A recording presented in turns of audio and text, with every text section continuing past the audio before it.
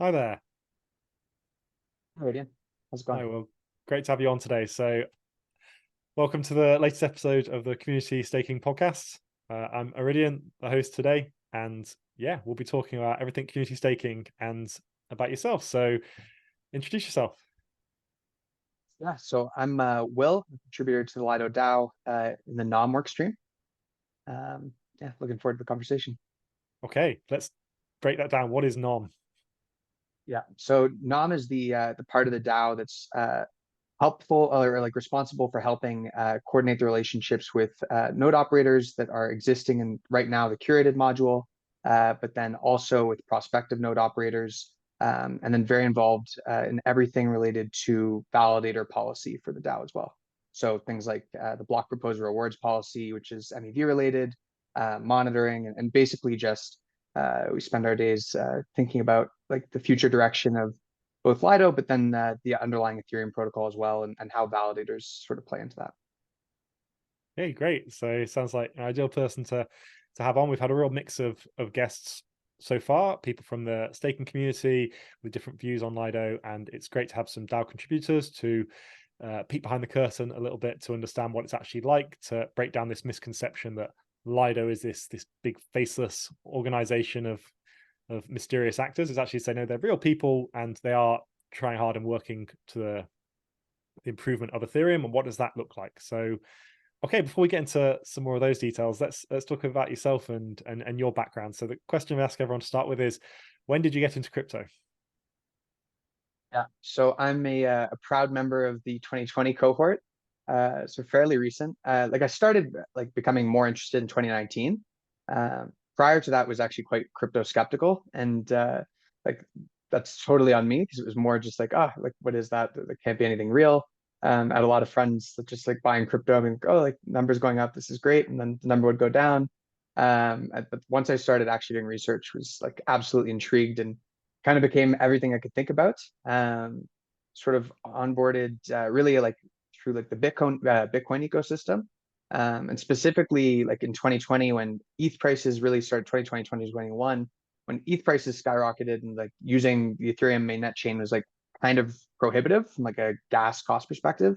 Became very involved in the Stacks community, which is like a Bitcoin L2 sidechain thing. A pretty strong builder community, and so that was a great like initial way to get involved and learn the space. And I've sort of been thinking about this and spending 90% of my time on crypto in general since then. Yeah, so that sounds like a very common story, this falling down the crypto rabbit hole, right? As soon as you realized and got crypto pilled, it became all consuming. So, Exactly. but that's great to hear that you went through some different ecosystems, Bitcoin through to Ethereum, and ended up here. Yeah, everyone has a different story, and it's important to know that it doesn't matter like where you start. It's always opportunities to move. You don't have to get stuck where you start, I guess I'd say. So Oh, don't worry too much about like picking a single community and be like, this is it for life. Like just meet people, and as you said, strong build community is great. absolutely. No, it was like very interesting to sort of compare the two. And I think actually there's like a lot of really smart thinkers in that ecosystem in the Stacks Bitcoin area, but then like moving into the possibilities of what's possible with like Ethereum and like more global decentralized computer, if you want to think about it that way. Like there's Yeah. became very exciting once I really started spending more time in this area. So Yes, Ethereum is definitely where I'm biased and focused. I remember I have a little note on my computer. Like when I started looking at this stuff, I had like Ethereum. It has like L2s. That sounds interesting. I was like Bitcoin. It has Lightning, and I started just writing notes on both. And the Ethereum one was pages and pages and endless, and the Bitcoin one just like stopped after 2 bullet points because there was nothing like that I Yeah, could do on it. And that was the yeah, reason why I was like, it was so apparent straight away. So that was, yeah, me too. Cool. So now we've got a bit about when you got into crypto and that path. So, but what about your background? So, trying to understand, is crypto just for super technical people or non-technical, or where do you find yourself on that spectrum? And how would you say you are? yeah, definitely. So I'm absolutely non-technical. I came into the space from like traditional finance background. I was doing like institutional equity sales. So very much focused though on like tech, media, telecom. I was on the specialist desk there, and so like focused on semiconductors, software, like US hardware, And so like a lot of these sectors, we would like listen to a bunch of earnings calls and speak with like, really smart investors, hedge funds, mutual funds. And that translated quite well actually into a lot of the things that happened from like what I helped contribute at Lido on the NOM side, because a lot of it is like research, but then also stakeholder communications. And so, I think to really understand crypto, like there's various levels. I'm definitely not the smartest guy in the room when it comes to like the deep technical parts of the protocol. But the more time you spend, the more you read, the more you speak with people, the more you learn, and the more perspective you have. And I think that having people with non-technical backgrounds adds a lot of value, because there's different aspects to everything, right? Like there's a whole economic side, there's a product side, like even to just like Ethereum itself. And so I think that having people from a bunch of different backgrounds in combination with the gigabrains is quite beneficial. Absolutely, yeah. When you get into crypto, you realize you'll never be the smartest person in the room ever again. Exactly. Yeah. Never happen. So yeah, that's great. I think that message of being non-technical but having a lot to add is really important to share and for people to see. It's that it's not just, oh, I write code and I went to a hackathon and I built something. It's also bringing that experience across, and that will be how we bridge from the old world to the new world. It requires that cross-pollination of ideas and experiences and bringing people along on the journey. So I think that's great to hear. And we'll talk more about how that feeds into what you're doing right now with Lido as a contributor, and to see where you plan to go from there. Okay, great. So that gives a bit of background on yourself and gives some good context for the rest of this now. So what I'd like to talk about is, like, as a Lido DAO contributor, what do you do? So you said a little bit about the start, gave a quick summary. So if you just talk about like what your kind of like day-to-day is in terms of you working with your team, and what you actually do at the moment. So there's it's not necessarily like sprints, but there's different projects that we like sort of go through, right? So one of the main things that the NOM team helps coordinate for the DAO is the onboarding rounds. So for example, we just wrapped up in the last couple months the Lido on Ethereum Wave 5 onboarding round, which was like by far the largest onboarding round that sort of like in terms of the number of applicants that applied to participate. So the NOM team helps a subgroup of the DAO called the Lido Node Operator Subgovernance Group, which is basically a subcommittee that is made up of Lido on Ethereum, Lido on Solana, Lido on Polygon, and a few other like independent contributors that are all like very familiar with the mostly Ethereum staking space. Help the DAO then propose and like then suggest a short list of potential applicants to be onboarded to the curated set. And so that's I think like when those onboarding rounds are taking place, quite time intensive and like quite it's a major focus and initiative, right? Because adding new node operators to the protocol is extremely important. But then bridging off of that, like a lot of the future focus is on how can we do this in a more permissionless way? How can we move away from only having this curated set?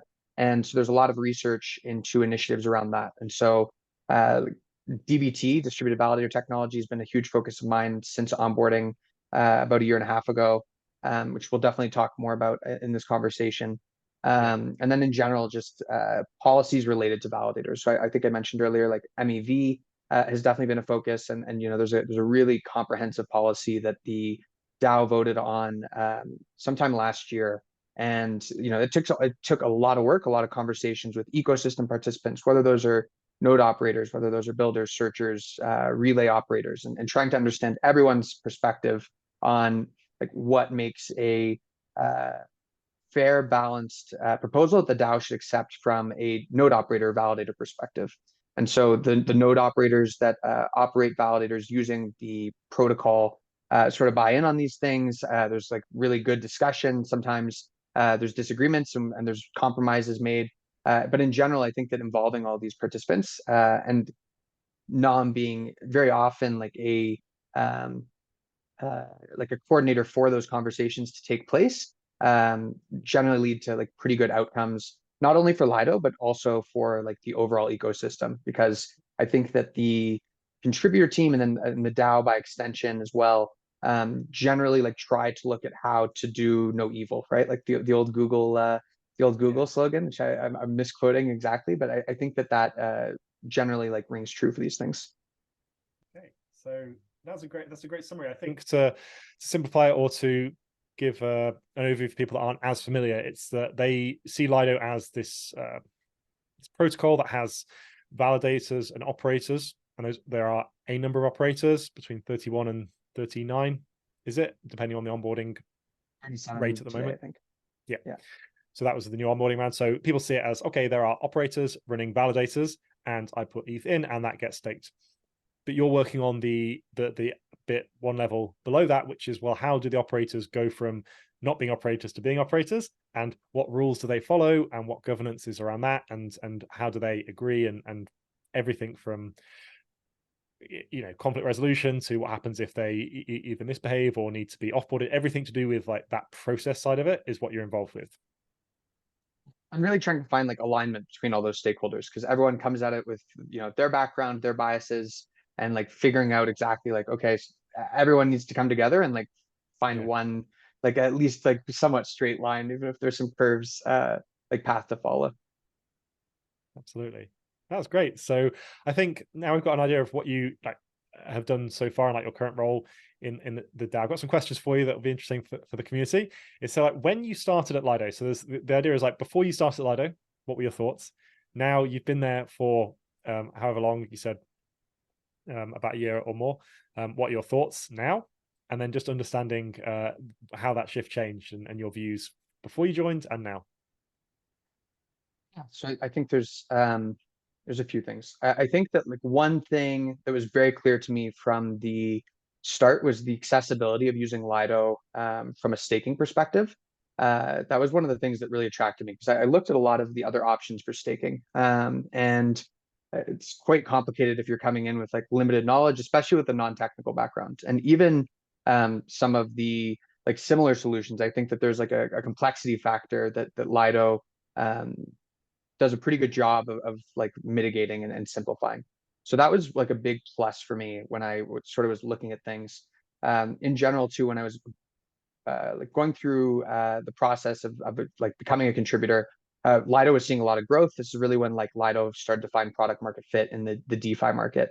And so it's been interesting, because I joined basically a week after Terra collapsed, watching a lot of the perceptions like, okay, like Lido's space and like the DeFi space in general has changed over the last year and a half or so, just given that it's now a bear market.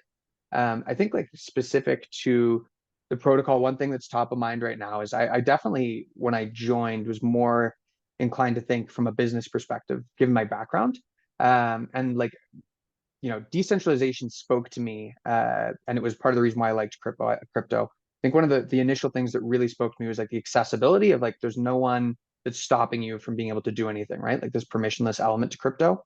But the decentralization factor was like, it took some more understanding and research to really like let that hone in. And so um, from a perspective of now having been in the space for a year and a half, like understanding how important it is, I think, what the node operators that operate validators do to like the core at the core infrastructure level, has definitely taken on like a completely different perspective versus before, where I thought, okay, you're optimizing for security, resilience, and like maybe decentralization on top. I would say decentralization is right there with security resilience. Like it's completely even. And from the DAO's perspective, like obviously security resilience are of utmost importance, but so is decentralization. Decentralization means different things. Decentralization is a spectrum, but like at the core infrastructure layer, where you know Lido, we do not run, none of the contributors, the DAO itself does not run validators, but the node operators do, and like there's a different element there than I think people on the outside, myself included, really understand until they're a bit more in the weeds and speaking with node operators all the time. Yes, and just to clarify, that's none of the contributors run validators for Lido, but there are many Lido contributors that do run validators on Ethereum, just not as a Lido operator. Exactly. Yeah. Okay, so that was your thoughts like going in, and I guess like just to get a view on how you feel about Lido now that you've been contributing for a while. Like, you mentioned the whole like don't be evil, and a lot of people would say like that's nice, but it should be can't be evil.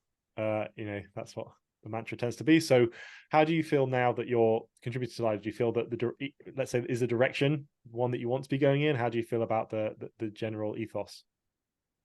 I wake up really fired up every day because I think that there's a fairly clear path forward. And I think that the DAO has done a really good job of being transparent about the um, factors that are not yet like optimal, right?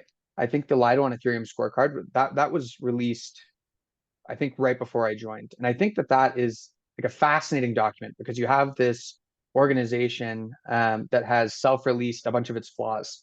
And that is completely public. It is on the homepage of the Lido.fi website, right? And so I'm quite excited about the direction when it comes to especially two main things, right? Dual governance, which I think is incredibly important.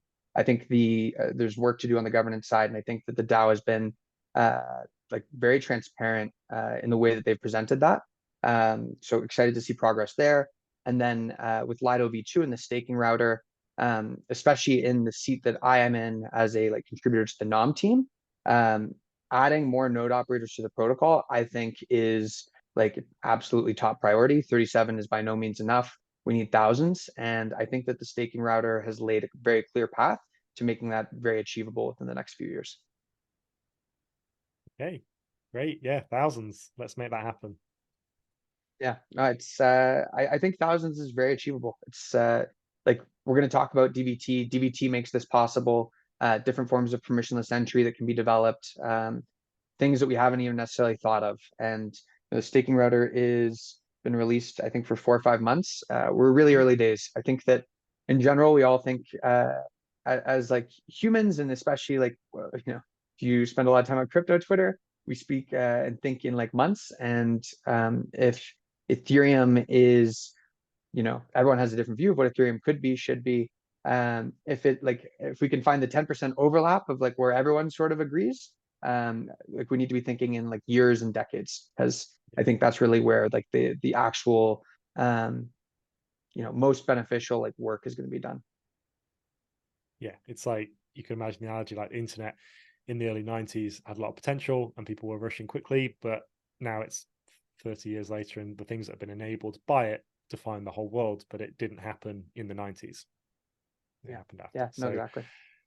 okay, well let's talk then about specifics about this this staking router and the module. So I want to give an analogy for people listening that aren't in this world, because I wasn't fully aware of what like this Lido V2 means and what Lido V1 and is there a new token and all that whenever there's like V2 and V1 stuff. So my simple analogy is this: like Lido V1, or what Lido was before, was a single pool of operators. It was a single set. You could think of it like a vault or a single place. And Lido itself is a tap. Lido is a tap where ETH comes in from the outside and gets funneled somewhere. Now, at the moment, there's only one pool for it to go into, which is the V1 pool. It's the one module with the curated operator set. Now, when you talk about adding new modules, it's the idea of adding a second pool, like a second swimming pool or bathtub that starts to fill up. And that is a second module. So it's the same single tap that is Lido. And then some of the funds, ETH will fill the curated operator set. But when these new modules come out, some will then be trickle over into the other sets. And the nice thing about that is to say that not just ETH that comes in, new ETH from the outside will go into these modules. You can also siphon ETH off from the very large pool that is currently there and move that across through various ways to these other modules. So that's just to give an idea of like where, when we say these are going to create these new modules, it's like, great, well, how does that fit into what Lido is today and where it's going? So that's how I'd like to describe like the modules and the staking router. That's great. Yeah, that's a very good description. So yeah, hopefully visual people that now they get it. It's like, okay, great. So we've got the opportunity for ETH to funnel somewhere. Now the question for you is, where's it going to go?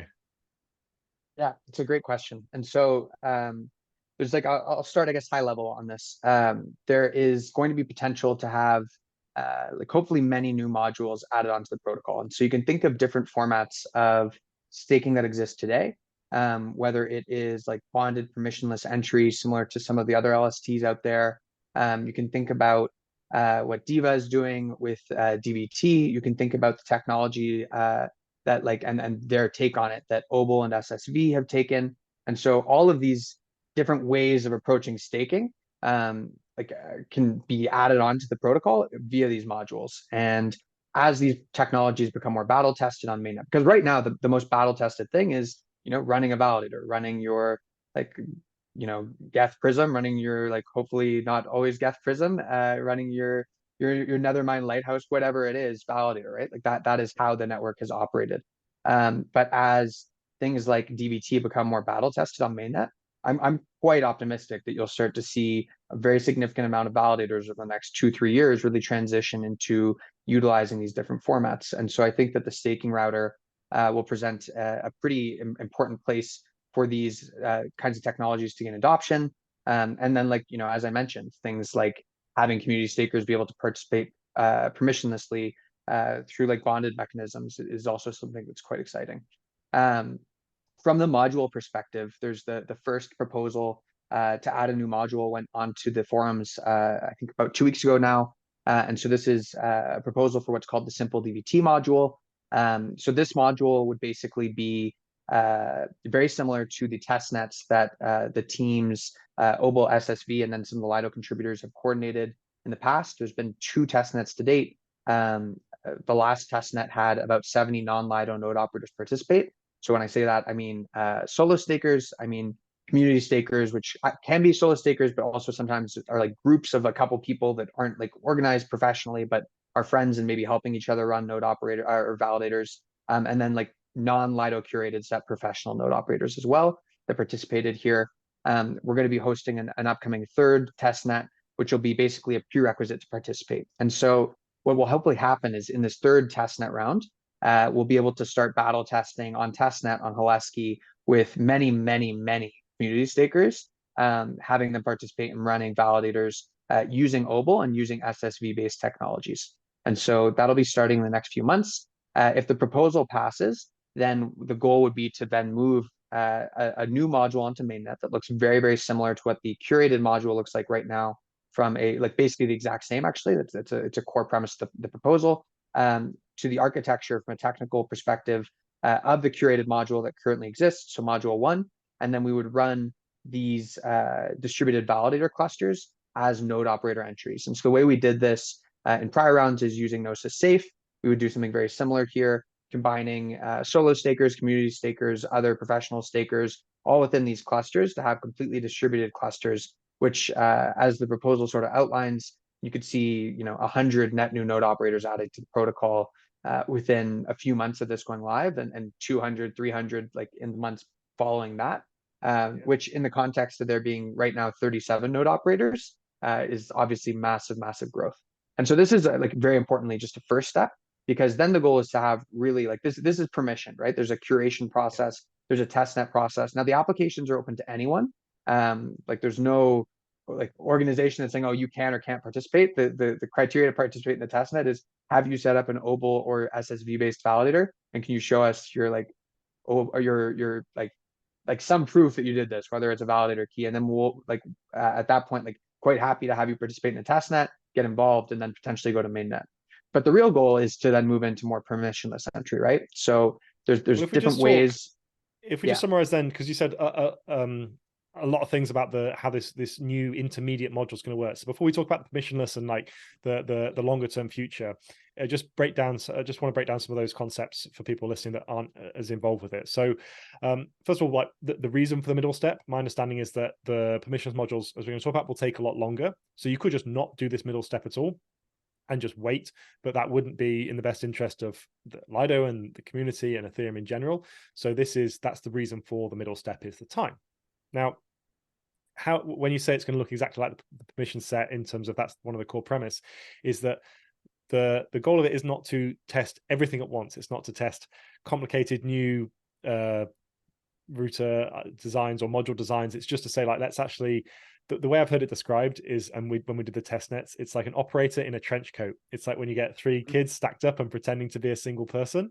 It's that idea. It's saying, well, let's take all the current structure, all the voting, all the on-chain stuff that's done for a single operator. Let's compress that into a single wallet address, which is what an operator is, and make that a multi-sig. And that multi-sig will then have, say, 10 people behind it, pretending to be one person, and that is how we're going to get more people. That's how it's going to scale up. So it's still a single point of entry, so it'll still be a single operator on from the contract perspective, from Lido's perspective, but in terms of the DVT operators behind it, there'll be many more. Absolutely. And so like the best way to visualize this, there's a helpful site you can go to. It's operators.lido.fi. Hopefully we can like include a link. And you can see actually, so that would be the main net. You can see this on testnet and actually the clusters that we're operating through these prior testnets with operators.testnet.fi. And if you then look at the blog post, which will also include those links, you can see the individual participants that made up all those clusters. And so the goal of like, when I say exactly looking like the curated module, is because from the technical perspective, we can really, really reduce the amount of like overhead and like development time that needs to take place to just shift this over onto mainnet and start to do this with like limited scale to really start battle testing DVT. Because I think the one thing that like also you like left out, which is quite important, right? That like in terms of why there's this intermediate step, is DVT has launched on mainnet in the last 3 months or so, like maybe 4 or 5, and it's still very, very like minimal in terms of the scale. And so we need to see evidence of this existing. We need to see like, you know, some network issues and like DVT existing on mainnet to really like start to have confidence that, okay, sizable portions of the network can utilize this technology. So that's also an important factor. But you could do that. Um, You could do that without any community stakers, without all the hassle of dealing with home stakers. So what's the point in getting them involved?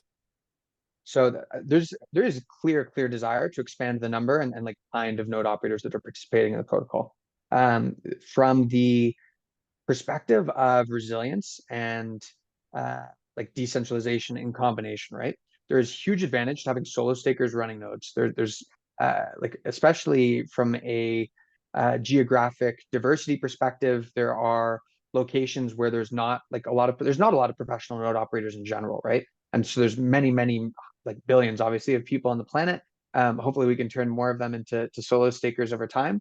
But having nodes that are running in people's houses, having nodes that are running in like really underrepresented geos like Africa, South America, certain parts of the Asia Pacific, is very beneficial to the resilience of the network and like having nodes in different places. And so both the DAO and the internal contributors are completely like aligned and focused on wanting to make things really accessible for individuals to participate. There's no big like group of people behind the closed doors and like, oh, we only want like professional node operators running this. It's actually the exact opposite. And like all it takes is really to like read through all the research, which is, you know, I understand why people don't read through all the research because it would take a long time. All the forum posts for like 2.5 years on the Lido blogs and on the forums about like how do we get to permissionless, because it's path to permissionless has been the goal from day one. Absolutely. I like the idea that it's not just pure altruism. It's not like everyone in Lido is a saint. It's actually like selfish selflessness. It's like even if you looked at each individual piece, if you care about Ethereum and your Ethereum tokens going up or having value in the future, you need this to happen. If you want LDO to be worth something in the future, you need this to happen. So it's not that like Lido has no economic or social advantage into actually like keeping it the way it is or restricting it to the operator set or only professionals, because that's not in the interest of even the economic interest of anyone involved. So I think that's it's not just through altruism. I'd also say like, you know, one of the things I mentioned about like one of the first things that got me into crypto is this like one of the things that attracted me was like this accessibility and like there's no gatekeeping, right? And so it's very important to me personally that we move in this direction, because like I think anyone that wants to participate in running a validator should be able to. It's quite inaccessible to run a validator by yourself and be a solo staker if you're not using like something that's bonded. And I really hope with DVT, like we get to the point where there's 100 people participating in running a validator and there's like, you know, some way where the barrier to entry is extremely low. I think that would be absolutely amazing, and I'm pretty optimistic we'll get there too. That's definitely the goal. It's why I'm here, why I'm contributing to not just the Lido community lifeguards, but also just to everything around DVT in the Ethereum ecosystem, because I see that as the best way to achieve that goal. As I said this week on Twitter, it was my goal is to make sure that each day there is the opportunity for more home stakers to exist. So it's not about I'm now a staker and drawing up the ladder behind you and saying like now I'm in the money printing castle. It's to make sure that the ladder is always down, always accessible for someone joining in 2 years, 5 years, 10 years. They should say, I want to stake on Ethereum and have the same opportunity that people had all the way through. No. So one counterpoint I want to ask before we go into a bit more detail about the modules and everything from like bonded, unbonded, is in the analogy I just gave around if the curated module is a big Olympic-sized swimming pool full of ETH, and then you've got these curated either permissionless or these simple DVT module that's going to be a thimble or a mug-sized ETH to start with.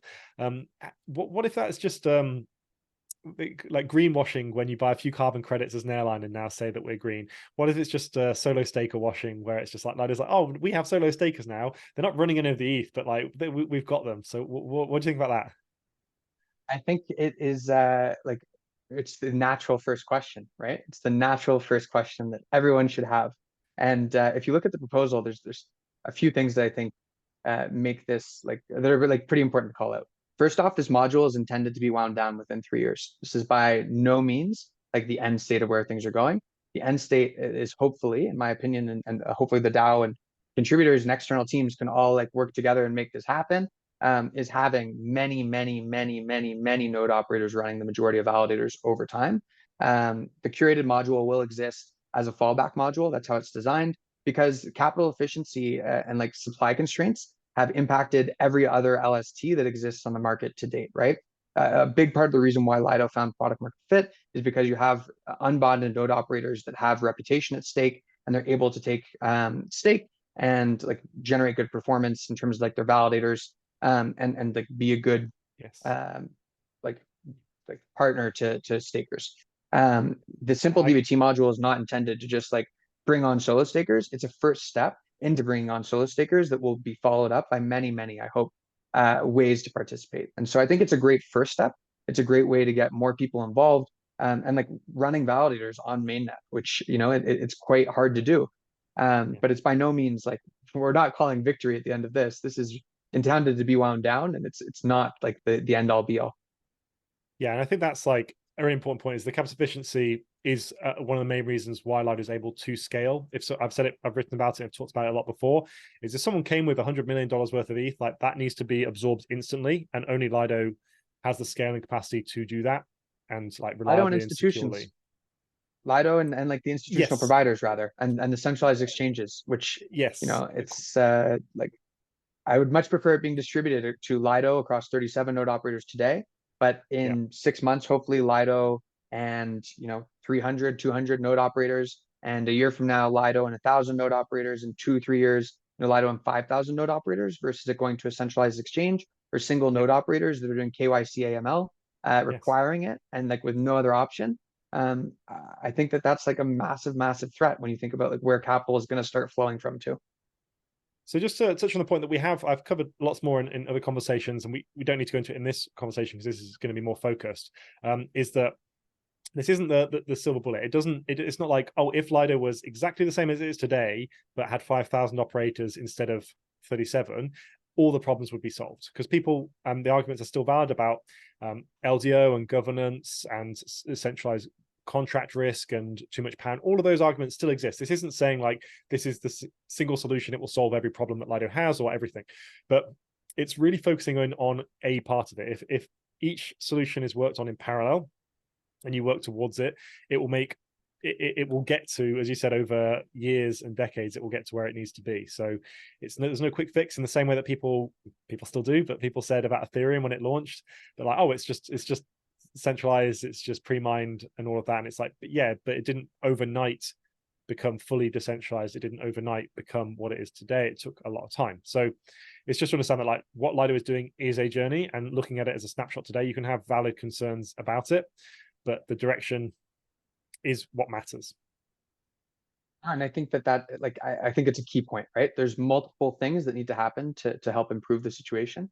And like I can be quite pleased and like feel okay with like where things are going, because these risks are being talked about. I think they should be talked about. I think it's great conversations. I think that like we do this with Ethereum too, right? Ethereum is not static by any means. It's a big part of the reason why like protocols on top of it can't ossify. Everyone is still, we're still so early, and I think we'll probably say that for a long time. But when you think about the internet being around for, you know, not that long, but it's still pretty early versus like what it might be in 100 years from now, and Yeah. all the changes that are taking place from a tech perspective. So I think that what we're doing on the, or what like we're working on as contributors, and what hopefully the DAO will decide to do in terms of allowing and like accepting and like really working towards having new node operators join is a big part of the problem. There's definitely other things that are a bit out of scope for this conversation, as you mentioned, but Yeah. they're being addressed and they're being talked about, and there's contributors and community members that are working to help work on those things too. Yeah, which is great. I think it's nice to be able to have these nuanced conversations. Sometimes on Twitter and various platforms, it's just a screaming match of good versus evil, the Rebel Alliance versus Empire, the small versus the big, and that nuance gets lost, and it understandably gets lost. It's how arguments and passions and tribalism is created, and sometimes that's a positive, and sometimes it can go a bit too far. So the thing that I've tried to highlight in these conversations is that, as you've just said, like having those conversations, saying like, having that highlighting, like, this is what Lido's needs to improve on. These are the flaws right now. This is what we're working on. The argument people give is like, Lido is just completely in this ivory tower, this money printing ivory tower that wants to make sure there's like nothing changes. Like, that's not true at all. And it's not true from any of the contributors that I've spoken to. And it's also not true from the long-term perspective as well. Like the self-interest of the current operators, they don't want more stakers. If you're sat there as a Lido operator with 8,000 validators, and you know that these new nodes will actually be reducing your revenue because you won't get more validators, it could be that the Lido validators that they have right now, if you have 8,000, that could be the most they ever have. They could already have had peak validator could already have happened. Absolutely. Or be happening on Lido as these new modules come online. So it's just something to, I think, really important to add to this nuance of this conversation, is that there are real people behind this that are trying their best. And the one more point I'll add to that is that it is not in Ethereum's or best interest if all the good people that are working passionately at Lido decides I can't deal with this, all this hate, I'm going to leave. Like, the community might say, yes, it's a victory, we've just left all the people that hate Ethereum and the evil people in command, but that's not a good thing. Like, not that it is like that black and white, but just as an understanding, it's like you also need to encourage and moderate at the same time. Oh, absolutely. And it's a really good point, because there's this soft cap of 1% of node operators should have more than 1% of total Ethereum staked via Lido. Some node operators are above that number, but that will hopefully and is on track, honestly, to like change over the next few months, especially as more stake comes in, as some stake is withdrawn. New stake will flow to the new node operators that are onboarded, and then soon after, hopefully, modules as well. And in general, I think that node operators are very okay with that, right? If you're a professional node operator, you are not running a business that is making you like billions and billions of dollars by any means. Staking is a very low margin business. And the way that you will make money is being in the game for a long time. And so they want to be long-term participants of Ethereum staking. And the overall health of the network is the number one priority to making that happen, right? And like over the long term. It can't just be for 6 months, because the 6-month gain is really not that significant. No, and the scale matters as well. So the challenge for operators, and particularly for there's this inflection point. So if you're a very large operator and you've got 5,000 nodes, to add another 1,000, you get to make essentially all profit with very little additional overhead, because if you've already got on-call teams and all that process involved. But if you only have 100 operators, you still have validators, you still have the same overheads as the person with 5,000. You're just making less profit. So it is a numbers game. But the inflection point I was saying is that for solo stakers, the calculation is slightly different, because you don't necessarily, and we'll talk a bit about DVT, you don't necessarily need on-call teams and all of this huge support around it, because going offline and having downtime isn't a big deal or isn't cataclysmic for operators running in a cluster with DVT. So there's this inflection point where solo stakers can actually start to win, because their costs will be lower, but their effectiveness overall can be equal to. So yeah, I think it's a great point. So let's move on and briefly towards the end now talk about the future, permissionless. So we talked about the curated module, what's happening right now, like the immediate future, the longer term plans of these permissionless modules. And we've talked a bit about bonded and unbonded. I just want to touch on that some more now. So the idea of permissionless, the permissionless modules will be an extension of this Simple DVT module. It will be, you can just come and say, I want to be an operator. But what will be the limitations around that, if you want to talk about bonds and the thoughts going on now? So there's a lot of work being done from external teams to figure out exactly how to implement this, right? Because there's different ways to approach it. So bonding is one potential way to do this, but then you have to take into consideration things that like DVT allows multiple node operators with various like cluster sizes to participate. So if you have a larger cluster of participants, in theory, the bond can be lower. And that's definitely something that I'm very optimistic for, right? Is that you could see over time modules developed where many participants are joining this cluster. You're one, improving the resilience of the validator, and two, making it extremely accessible for people to participate in this. There's work being done to figure out like reputation systems. There's work being done with Nethermind team that Lido has given a grant to, and research being done around like how do you build scoring and reputation systems. And that's fairly long term, but also optimistic that over time, you'll be able to see node operators with data on chain. Okay, they've had great performance. They've been like a good steward in general, and like help them participate in these kind of clusters as well. Permissionless versus permissioned.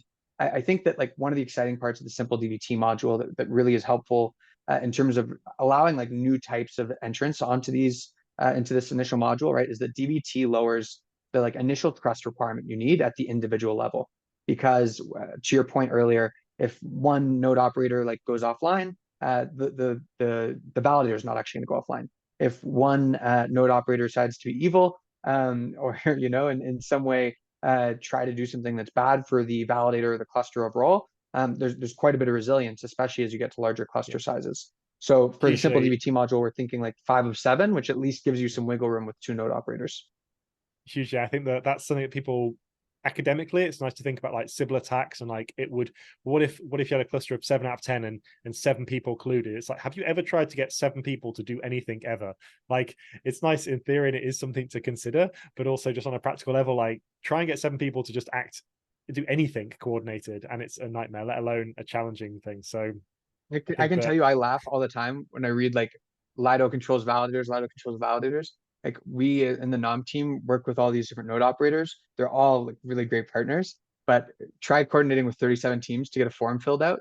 And if you think that I can do anything to control their validators, like you have no clue what amount of chasing down it goes to get questions answered sometimes. So it's like trying to collude with 7 people in a cluster would be quite difficult, I think, especially when you consider that like a lot of these clusters, I would think, and there'll be different ways these modules and onboarding methods are designed, but like in some ways the goal would be to have these clusters formatted in a way where like you show up with X amount of bond, especially like maybe in a V1, V2 of these modules, and they are randomly assigned based on like some characteristics that they like that might matter to the cluster, right? So like in some cases geography matters, and like you would need everyone within like a 500 to 750 mile radius just so that performance and latency issues are good, whatever it may be. But then there's like some randomization factors. So you have no idea who you're actually participating with. And in theory, there's a DKG that runs. No person has the whole private key. And your job is just to like operate your part of the validator and like receive your rewards for doing so.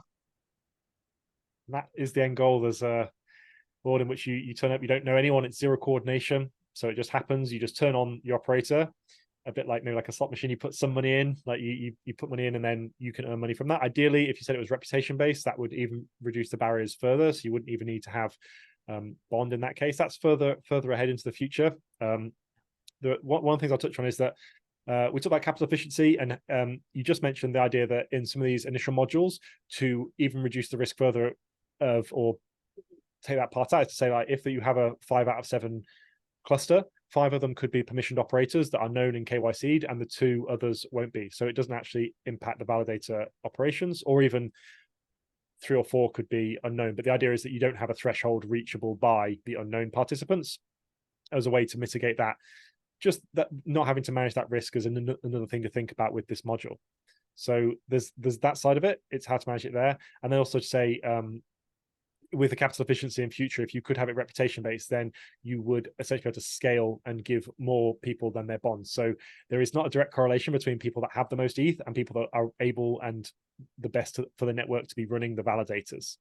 So having some reputation score and some way to prove it over time would benefit the people that don't have the ETH but want to support the network.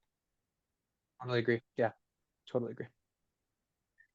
Brilliant. Well, that was such a insightful conversation and way more nuanced than you get on Twitter. So hopefully anyone listened to this and watching this found it useful. If you do have any questions, I know that you'd love people to reach out to you and find out more about what NOM does specifically, and also with the Simple DVT trials coming up, you and I are going to be working together on creating content and making sure that even if you're not involved directly, but you might want to be involved in future, or you've heard something that interests you, there will be content being created, more podcasts like this, workshops being shown to allow you to get involved or to learn about it, even without being a direct participant. And there's going to be more test nets too. Like in 2024, we'll do more. So if you're interested, definitely reach out, nom@lido.fi, or to either of us on Twitter. Like happy to connect you and like sort of get you in the loop on like what the sort of things you should be doing beforehand are. But yeah, Yes. we want more people participating. So if you're interested, please reach out. Yeah, and I would say that the two bits of feedback that I've had from people that have applied is that people think like, oh, it might not be for me. I'm either like too technical or not enough technical or something. Like everyone should apply. If you're running, from home, or just running Ethereum validators, you should apply and submit the form. And also, it doesn't go to this big faceless committee of people. The forms are being submitted and being reviewed and read by Will and myself. Like we're going to be reading them, so don't worry about it like being like missed, or I didn't put the right information, or I'm a bit worried. Just submit it.